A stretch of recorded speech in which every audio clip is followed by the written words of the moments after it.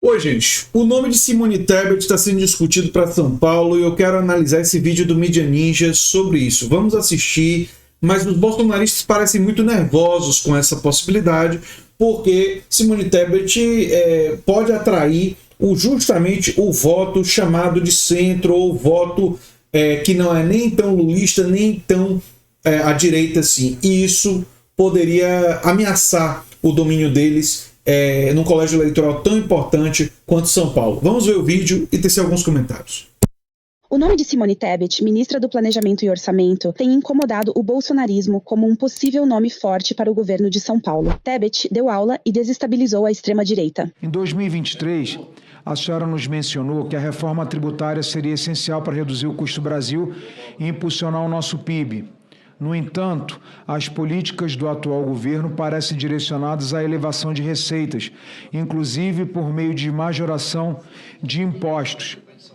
Inclusive, recentemente, com uma batalha judicial contra o Congresso, e que nós fomos derrotados pela caneta de um ministro que não respeita o Congresso Nacional, que é o ministro Alexandre de Moraes. Eu realmente disse, e vou repetir, a principal entrega do Congresso Nacional de 23 até agora, não querendo desmerecer nenhum dos trabalhos de Vossas Excelências, mas a principal entrega para o Brasil que os senhores fizeram foi a aprovação da reforma tributária.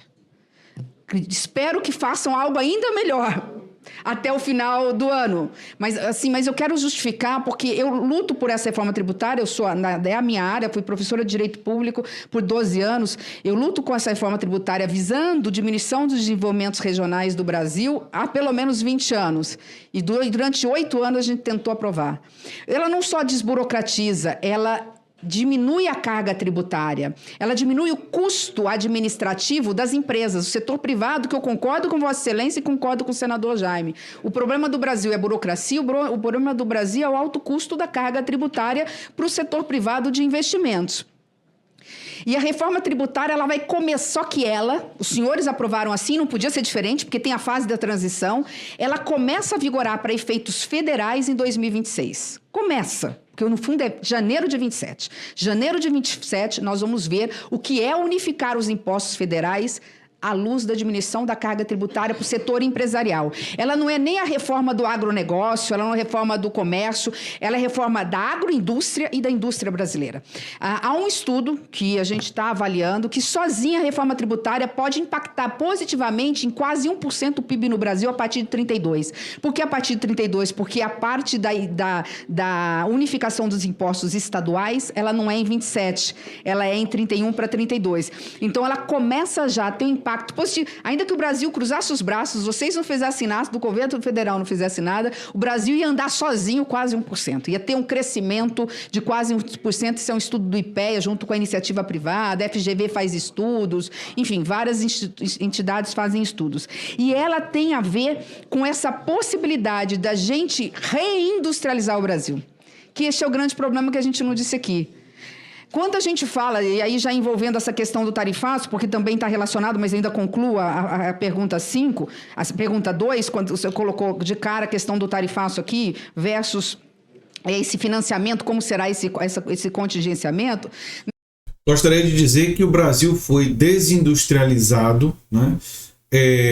Especialmente com a onda neoliberal, né? Ali dos anos 80 e do início dos anos 90. Né? Isso gerou uma desindustrialização do Brasil e isso foi um problema seríssimo. Nós perdemos muita competitividade no setor industrial. E o Congresso brasileiro, historicamente, tinha dado muitas dificuldades para a gente reindustrializar, sempre dizendo que ia gerar muitos gastos e sabe aquele discurso da austeridade fiscal para impedir a reindustrialização do país. Agora tem políticas públicas nesse fim e temos também atacado a guerra fiscal, que a reforma tributária reduz muito a dimensão da guerra fiscal, que pode viabilizar um certo grau de reindustrialização. É isso que o estudo do IPEA, que a Simone Tebet citou aí, sinaliza. Vamos seguir.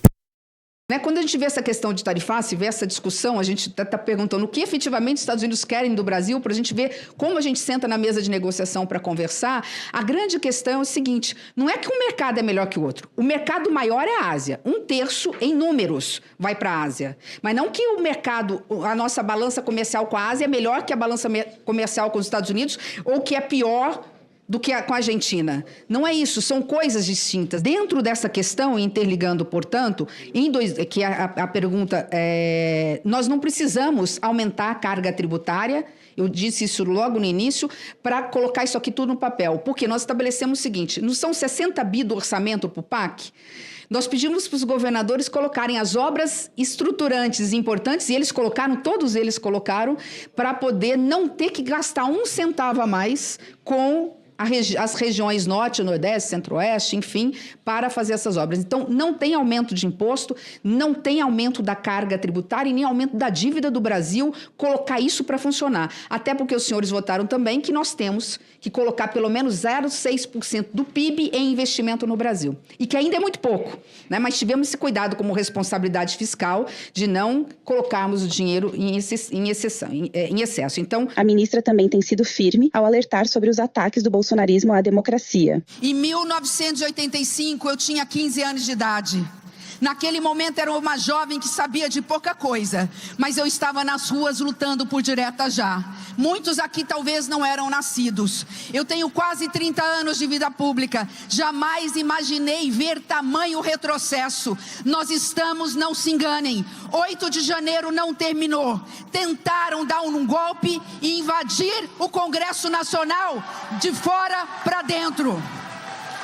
Essa semana tentaram dar um golpe na democracia de dentro para fora. E é por isso que a missão que todos nós temos, eu que nem sabia se deveria ou não ser candidata a alguma coisa, saio daqui energizada, porque sei, como Confúcio tem que saber, como a Cir tem que saber, que hoje a democracia ainda exige de todos nós a eterna vigilância. Dá para perceber pelo discurso da Simone que ela é uma pessoa democrata, mais de centro-direita, né? mais liberal. Isso a gente já sabia há muito tempo, né? Mas cujo liberalismo abraçou uma dimensão social. Isso é costumeiramente chamado como liberalismo social na Europa, né? Que é a ideia de que o Estado tem um papel nas políticas públicas sociais, mas o mercado e as forças do mercado são importantes para a dinamização da economia. Essa concepção, que não é a minha, obviamente vocês sabem disso, mas nesse momento histórico que nós vivemos, faz sentido em determinados estados, se tiver mais chance de eleição, que candidaturas como essa sejam abraçadas, tendo em vista as dificuldades de determinados estados. É o caso do São Paulo. São Paulo é um exemplo bom disso. O interior de São Paulo hoje é muito conservador. Um candidato mais à esquerda vai ter dificuldade no interior de São Paulo, né? Infelizmente. Então, é uma estratégia você ter, se caso ela saia para o governo de São Paulo, para você ter um palanque forte ali. Não sabemos se vai ter viabilidade eleitoral. O interior de São Paulo, como eu disse, ainda é muito conservador, mas é uma estratégia que é respeitável. Embora eu entenda que, em determinados momentos, vai ser importante também disputar esse interior ideologicamente, trazendo uma mensagem mais à esquerda. Então, tem que se ver qual vai ser a estratégia que vai se adotar, não para estados como São Paulo, que são estados muito complexos. Porque enquanto a capital é mais viável você disputar com candidatos mais à esquerda, Guilherme Boulos foi para o segundo turno, né, lá em São Paulo, ele foi para o segundo turno no governo do estado, mas a gente... quer dizer, não, ele foi para o segundo turno na prefeitura, desculpe. Mas a gente vê que no estado de São Paulo ainda é muito difícil, né? Então talvez seja uma estratégia lançar a Simone Tebet. Vamos ouvir um pouquinho mais e depois eu teço mais comentários. e nós seremos vigilantes, porque na realidade nós não temos apenas um Congresso Nacional para eleger, nós temos que reeleger aquele que é o único que teve a capacidade de olhar para os filhos da fronteira como vocês, porque sabe que não se acaba com a desigualdade social sem diminuir a desigualdade regional, porque lamentavelmente, Léo, como prefeito e vice-prefeito e vice-governador Sérgio, você foi muito feliz, Léo, quando disse, lamentavelmente, a cara mais pobre do Brasil está nos municípios da fronteira, está em Rondônia, está em Mato Grosso do Sul, está no Amazonas e está no Sul. E Vossa Excelência, presidente Lula, e com isso eu encerro, Vossa Excelência me deu a maior de todas as emoções. Se eu tinha dúvida se realmente fiz a coisa certa ao aceitar o Ministério do Orçamento e Planejamento e não voltar para casa, eu deixei de ter dúvida quando eu vi nas suas lágrimas o seu choro, um choro que nos fez chorar juntos. Vossa Excelência disse, quando anunciou que o Brasil saiu novamente do mapa da fome, eu sei o que é passar fome, eu sei, a fome, ela não dói, a fome corrói a gente por dentro. E aí eu fiquei imaginando, presidente, o senhor tem uma missão muito grande. Nós tiramos o país do mapa da fome, mas nós precisamos encher a barriguinha de muitas crianças que ainda não têm o que comer à noite. Por isso, presidente Lula, Vossa Excelência pode contar comigo, independentemente de onde for o meu partido. E ainda mais, Vossa Excelência pode contar com a equipe do Ministério do Planejamento Econômico e Orçamento, porque dinheiro para o povo mais humilde deste país não vai faltar, porque Vossa Excelência é um predestinado a cumprir uma missão que só os sensíveis, corajosos e tementes a Deus têm, de servir ao povo mais humilde da sua pátria.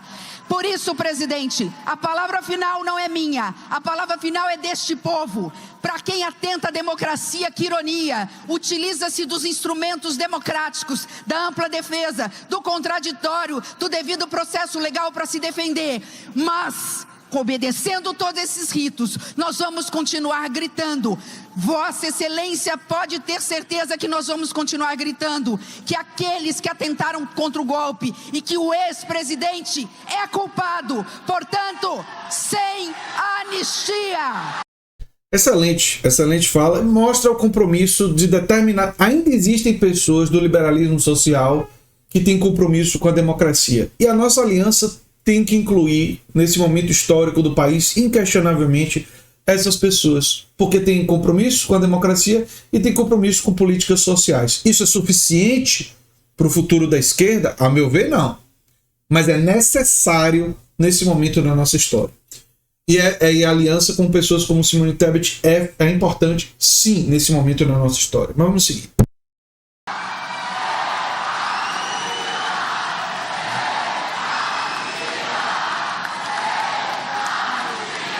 Na Band News, Tebet deixou claro que estará no palanque ao lado do presidente Lula, independentemente da posição formal de seu partido. Ô Paula, eu não consigo ter um pé em cada barco. Assim, quando eu mergulho de cabeça. Eu fui para o segundo turno, não por conta do presidente Lula, mas porque eu era radicalmente contra a reeleição do ex-presidente. Hoje, conhecendo tanto dentro do governo, vendo tanto que nós avançamos, né, nas áreas de diminuição da desigualdade social, bandeira que é do meu coração, na área de educação, de investimentos públicos e tudo mais, hoje eu estou não apesar, eu estou por quê? Eu estou em nome de um projeto. Então, eu vou estar no palanque do presidente Lula, independentemente, e por fidelidade, independentemente de onde estiver o meu partido. Vale a pena dizer uma coisa, Lula conquistou o Alckmin e a Simone Tebet. Isso é uma coisa impressionante do Lula, né? Pessoas que convivem com ele, isso é uma coisa para a gente pensar, né? Em geral, passam a respeitar ele muito mais. E isso mostra como a imagem do Lula é atacada pela mídia e é uma imagem muitas vezes equivocada, né? Porque se quem conhece ele melhor, que convive com ele no governo, ganha esse grau de lealdade, de fidelidade, mesmo pessoas que pensam diferente, isso diz muito. E sei que meu partido vai compreender. Sou ou não candidata ao Senado a depender de uma posição, de uma conversa que terei com o presidente da República, que vai acontecer até final de janeiro, mais tardar a primeira semana de fevereiro. Por qual estado?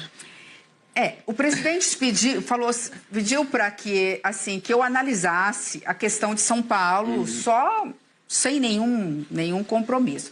Né? Eu falei para o presidente, primeiro vamos ver, né, se serei candidato. Se o senhor achar que eu tenho que ficar até 31 de dezembro de 2026, já estou com 20 e tantos anos, quase 30 anos de mandato, fico também, se achar que é importante para o país. Num primeiro momento ele acha que eu teria que sair candidata, mas tudo pode mudar. Então vamos ver primeiro se eu vou ser candidata. Mas lembrando, né, meu estado é Mato Grosso do Sul, então assim, meu domicílio eleitoral é lá. Então vamos aguardar os acontecimentos.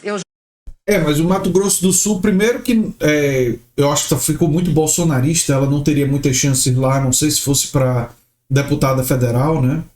Para o Senado, acho que a chance é mínima. E em São Paulo, me parece uma disputa importante, e é isso que está preocupando a extrema-direita. Joga em qualquer posição, o que eu quero é ajudar o Brasil e ver, e eu não poderia terminar da melhor forma, Paula.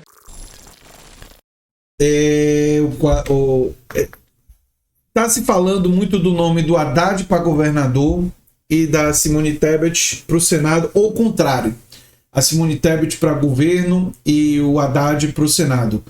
Eu acho que são nomes interessantes para São Paulo para serem lançados pela Frente Ampla, né? A Frente Ampla do governo. E temos que ter competitividade. É muito importante ter competitividade para o governo, para o Senado, nesse colégio eleitoral importante do país. Não se pode relegar um estado como São Paulo tão facilmente para a extrema-direita. Tem que se disputar com tudo. Lamentavelmente, o interior de São Paulo eu vejo como muito reacionário nesse momento na nossa história. Mas a gente não pode abrir mão de disputar. Eu sou André Teixeira Jacobino, o canal é a Nova Máquina do Tempo. Se você gosta do que a gente faz, pode se tornar membro, apoiador, fazer um pix para andretj@terra.com.br e pode aí nos ajudar a divulgar os cursos, cujos links estão no comentário fixado. Se você gostou desse vídeo, provavelmente vai gostar do vídeo sugerido aqui no final. Tchau, tchau, gente.